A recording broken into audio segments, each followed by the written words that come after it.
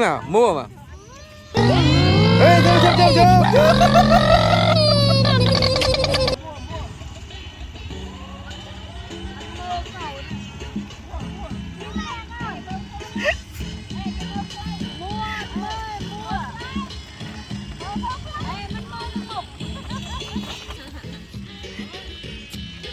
Em thơ style mới sao mới thọt nó bỏng hả?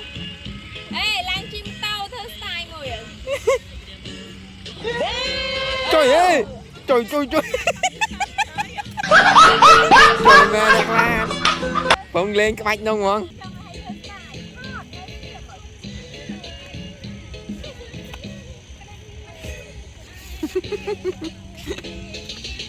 À, chị ơi. Bỏ hỏi cổ nữa.